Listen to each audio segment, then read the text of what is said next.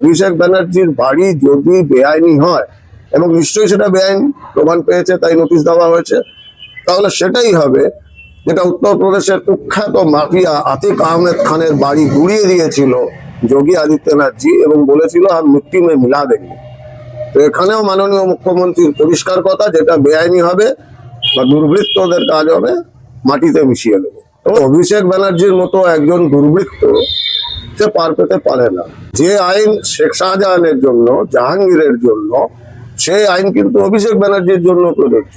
এবং সায়নী ঘোষ, তার ব্যাকগ্রাউন্ড, তার পরিবার, আমার বলা উচিত নয়, দক্ষিণ কলকাতায় গেলেই তাদের ব্যাপারে জানতে পারবে। এবং সায়নী ঘোষের তো সঙ্গে অয়নশীল ইত্যাদি ছিল, আরো কি যুবর নেতা টেতা যারা জেলে টেলে গেছে, যৌথভাবে সম্পত্তি কেনা হচ্ছে। তো সায়নী ঘোষকে ব্যবহার করেছে, সায়নী ঘোষ নিজেকে ব্যবহৃত হতে দিয়েছেন। এই নেতার সঙ্গে যৌথভাবে সম্পত্তি, ওই নেতার সঙ্গে যৌথভাবে সম্পত্তি, তো এগুলোর হিসাব আদালতে হবে। আইন অনুযায়ী কাজ হচ্ছে, আইনের বাইরে কোথাও নয়। হরিশ্চন্দ্র স্ট্রিটে সম্ভবত 32টা না 34টা প্লট জবরদখল করেছে। এবার জবরদখল করে চলে না। মমতা ব্যানার্জি, অভিষেক ব্যানার্জি ভেবেছিল সারা জীবন ওরা এই করেই চালাবে, এটা হবে না। হঠাৎ করে একদিন অভিষেক ব্যানার্জি দেখবেন যে উনি লকআপে বসে আছেন। সেই চলছে, কারণ প্রতি কটা বেআইনি কাজের হিসাব আমরা নেব, আইন অনুযায়ী নেব, এটা কোনো সন্দেহ নেই। হবে জিরো টলারেন্স নীতি এই সরকারের। চক্রবর্তী, দেবরাজ চক্রবর্তী ঘনিষ্ঠ লোকজন সবাইকে আটক করা হচ্ছে। শান্তনু সিনহা বিশেষ তাকে আটক করা হচ্ছে, গ্রেফতার করা। তৃণমূল দলটা তো দুদিন করে থাকবে না। দেখো, তৃণমূল তো দল বলে কিছু নয়, এটা রাজনৈতিক দল তো আমি মনেই করি না। তৃণমূল, এটা আমি বহু বছর ধরে বলছি, তৃণমূল দুষ্কৃতকারীদের দ্বারা পরিচালিত, দুষ্কৃতকারীদের স্বার্থ রক্ষার জন্য কিছু দুর্বৃত্তের একটা সংগঠন।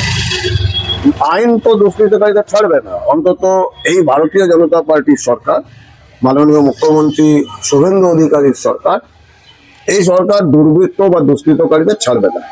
সে যে দলেরই হোক, সে যে রাজনৈতিক দলের হোক বা যাই হোক, তার জাতি, ধর্ম, রং বিচার করবে না। সেখানে যদি ওই তৃণমূল নামক যে সংস্থাটি রয়েছে পুরোই দুর্বৃত্তদের, তো সেখানে তো দুর্বৃত্তদের পুলিশ আইনি কারবাই করবে। তাতে যদি দলটা উঠে যাবে। দুষ্কৃতকারীদের স্থান হচ্ছে জেল, তারা তো আর পার্টি অফিসে বসবে না। তো সেটা হচ্ছে খুব স্বাভাবিক। দেবরাজ একজন কুখ্যাত দুষ্কৃতকারী, দুর্বৃত্ত, যাবে এবার এদের। সেই জায়গায় দাঁড়িয়ে অভিষেক বন্দ্যোপাধ্যায়ের বাড়ি যে তৈরি করা হয়েছে সেটা বেআইনি, সে পুরসভার নোটিশ দেওয়া হয়েছে। মা লতা, তারপরে লিপস এন্ড বাউন্স কোম্পানি, সেখানেও দেওয়া হয়েছে নোটিশ। বুলডোজার চলবে, 7 দিন সময় দেওয়া হয়েছে। না, দেখুন, ব্যাপারটা হচ্ছে যে প্রথমত আমি বলি যে আজকে আমি দেখলাম কলকাতা পুরসভার মেয়র ফিরহাদ হাকিম বলছে সে নাকি কিছুই জানতো না। নোটিশ দেওয়া হয়েছে তাও জানতো না, ওটা যে বেআইনি তৈরি করা হয়েছে সেটাও জানতো না। তো এইগুলো তৃণমূলের নাটক। এই নাটক করে অভিষেক ব্যানার্জির মতো একজন দুর্বৃত্ত সে পার পেতে পারে না। যে আইন শেখ শাহজাহানের জন্য, জাহাঙ্গীরের জন্য, সেই আইন কিন্তু অভিষেক ব্যানার্জির জন্য প্রযোজ্য, ও আইনের ওপরে নয়। সুতরাং অভিষেক ব্যানার্জির বাড়ি যদি বেআইনি হয় এবং নিশ্চয়ই সেটা বেআইন প্রমাণ পেয়েছে তাই নোটিশ দেওয়া হয়েছে, তাহলে সেটাই হবে যেটা উত্তরপ্রদেশের কুখ্যাত মাফিয়া আতিক আহমেদ খানের বাড়ি গুড়িয়ে দিয়েছিল যোগী আদিত্যনাথজি এবং বলেছিল আর মিট্টি মে মিলা দেंगे। তো এখানেও মাননীয় মুখ্যমন্ত্রীর পরিষ্কার কথা, যেটা বেআইনি হবে বা দুর্বৃত্তদের কাজ হবে মাটিতে মিশিয়ে দেবো। তো হচ্ছে সেই প্রক্রিয়া, আইন মেনেই হচ্ছে। অভিষেক বন্দ্যোপাধ্যায়ের বাড়ি যে এত সম্পত্তি, সেখানে কিন্তু আমরা সায়নী ঘোষের নামটা দেখতে পাচ্ছি।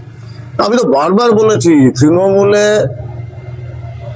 একটা দুটো নাম বলো তো যারা দুর্বৃত্তায়নের সঙ্গে জড়িত নয়। এবং সায়নী ঘোষ, তার ব্যাকগ্রাউন্ড, তার পরিবার, আমার বলা উচিত নয়, দক্ষিণ কলকাতায় গেলেই তাদের ব্যাপারে জানতে পারবে।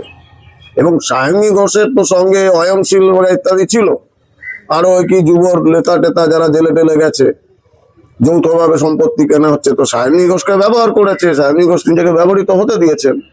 এই নেতার সঙ্গে যৌথভাবে সম্পত্তি, ওই নেতার সঙ্গে যৌথভাবে সম্পত্তি, তো এগুলোর হিসাব আদালতে হবে। আইন অনুযায়ী কাজ হচ্ছে, আইনের বাইরে কোথাও নয়। এতদিন ধরে অভিষেক বন্দ্যোপাধ্যায় লোকের শোনা যাচ্ছে যে এগুলো নাকি সবই দখল করে। হ্যাঁ, এটা তো বলাই হয় এবং লোকে বলছে এবং আমাদের দফতরগুলো সেগুলো দেখছে।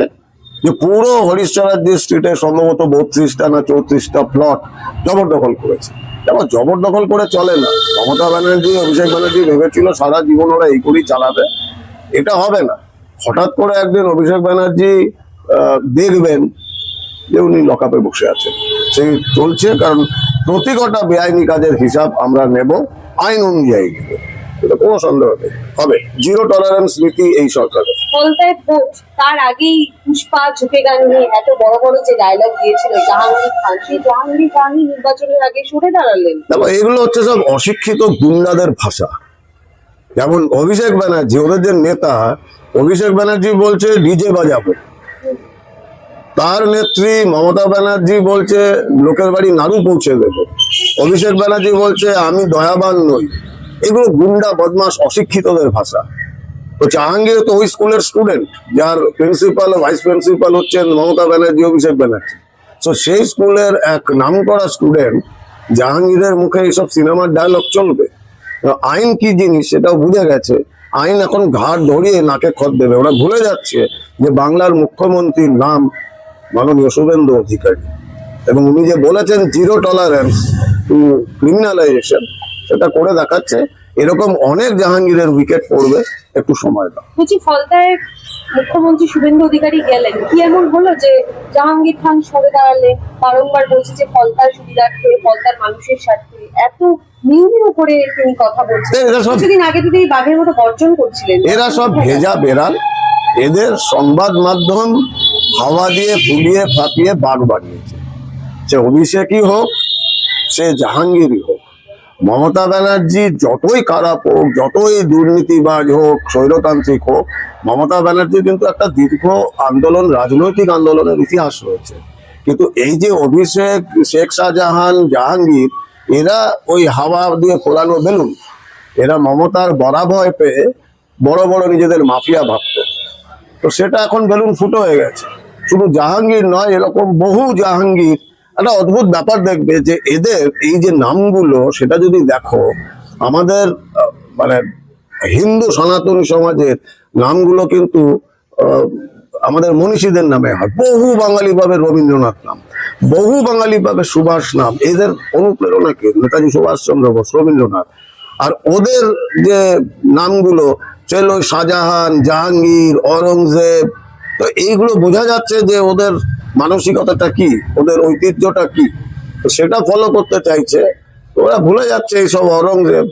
যে আমাদের বাংলায় এখন আমাদের যে সেনাপতি শুভেন্দু বাবু, উনি কিন্তু এই 2026-এর পৃথ্বীরাজ চৌহান, ইতিহাস বদলে দিতে এসেছেন।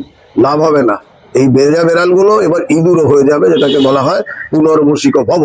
7 দিন সময়, 7 দিন পরে কিন্তু সেই বাড়ির প্ল্যান যদি না জমা দিতে পারে, সেই বাড়িতেও চলবে বুলডোজার। অভিষেক বন্দ্যোপাধ্যায়ের বাড়ি চলবে, নিশ্চয়ই চলবে। আইন তো সময় দিয়েছেন 7 দিনে, উনি প্রমাণ করুন। উনি যে কথায় কথায় বলতেন, খাতায় খবরে কলমে কাগজে শূন্য, তার নাকি ব্যাংক নেই। উনি তো বলেছিলেন না শহীদ মিনারের সভায়, 1 টাকাও দুর্নীতি প্রমাণ করলে ফাঁসি কাটে চড়ে যাব। বলুন ওনাকে যে কাঠ তৈরি হচ্ছে, ফাঁসি কাঠ চড়তে হবে, অ্যাটলিস্ট তিহার জেলে বাকি জীবনটা থাকতে হবে।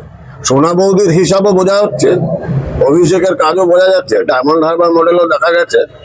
ছাড়া পাবেন না। স্যার, একেবারে শেষ প্রশ্ন।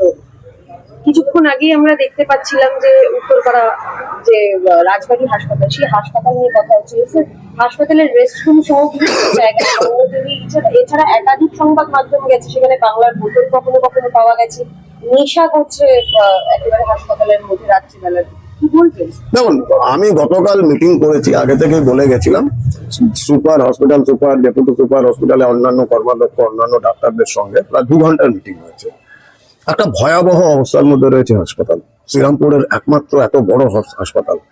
কারণ কোনো টাকা এলো হতো না, যা হতো তার থেকে চুরি করে শেষ করে দিত তৃণমূলের মিউনিসিপ্যালিটি। সো এই যে ভয়াবহ অবস্থা, এটা থেকে আমাদের ঘুরে দাঁড়াতে হবে। বিস্তারিত আলোচনা হয়েছে বিভিন্ন ডেভেলপমেন্ট প্ল্যান নিয়ে, বাজেট নিয়ে। তবে আমি ওনাদের বলেছি কতগুলো জিনিস, যে এটা যেন মানে উত্তরপাড়ার মানুষ এটা এক্সপেক্ট না করে যে তৃণমূলের 15 বছর বা তার আগের বামেদের 25-30 বছরের যে এরা শ্মশানঘাট বানিয়ে দিয়েছে, সেটা দীপাঞ্জন চক্রবর্তী বা ভারতীয় জনতা পার্টি 2 দিনে বা 15 দিনে সেটাকে শুধরে দেবে। কারণ এগুলো করতে গেলে তো ফান্ডও দরকার। লক্ষ কোটি টাকা দেনা রেখে গেছে। তো সরকার তৈরি হয়েছে, অগ্রাধিকার রয়েছে আমাদের স্বাস্থ্য সেবার আমাদের পুরোপুরি পরিবর্তন করা, সেটা আমরা শুরু করছি। খুব সুস্পষ্টভাবে জেলা প্রশাসন, মহকুমা প্রশাসনকে সঙ্গে নিয়ে যতটা সম্ভব যাওয়ার আমি যাব। এই শ্রীরামপুরের রাজবাড়ি হসপিটাল আবার পুনরুজ্জীবিত হবে, একটু সময় চাই, মেবি 6 মাস 1 বছর, বাট লোকে দেখতে পাবেন যে আমরা ফেজ ওয়াইজ কাজ শুরু করেছি। কারণ দেখুন, আমি নির্বাচনের যে প্রতিশ্রুতিগুলো দিয়েছিলাম নির্বাচনের আগে, যে উত্তরপাড়ার আইন শৃঙ্খলা আমি সবার আগে শুধরাবো, সেটা আমার প্রায়োরিটি ছিল, সেটা আমি শুরু করেছি। গতকাল রাতেই নির্দিষ্ট ইনফরমেশনের ভিত্তিতে আমি একটি পার্কে সার্জিক্যাল স্ট্রাইক করি, বলতে গেলে একা, এবং সেখানে গিয়ে দেখি 20-22 জন ছেলে রাত 10টার সময় মদের বোতল, গাঁজা এগুলো নিয়ে বসেছে। বাকিরা পালিয়ে যায়, কিন্তু দুটোকে আমি ধরে ফেলি।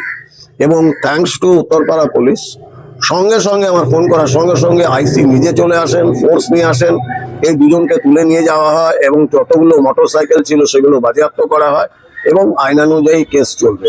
এবং এটা আমি বলে দিতে চাই উত্তরপাড়ার সমস্ত এই লাল চুল কানে দুল গুন্ডাদের, এই তোমাদের চ্যানেলের মাধ্যমে আমার এই সার্জিক্যাল স্ট্রাইক রোজ চলবে, আজও হতে পারে।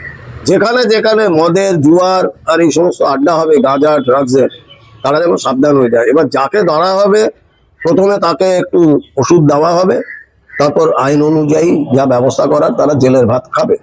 এটা খুব ক্লিয়ার। এখানে বহু ভেরি চলতো বেআইনি ভাবে, লক্ষ লক্ষ টাকা হাওয়ায় উঠতো দুষ্কৃতদের, সেগুলো বন্ধ করে দিয়েছি আমি।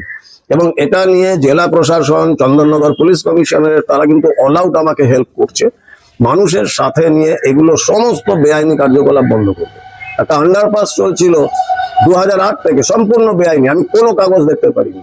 একটা কাগজ যখন চেয়েছিলাম ওইখানের পুর প্রধানের কাছে, আমাকে একটা চিঠি দেখাচ্ছে 2008-এর, একটি অর্গানাইজেশনকে, একটি কোম্পানিকে দেওয়া হয়েছে আন্ডারপাসের টোল কালেক্ট করার জন্য।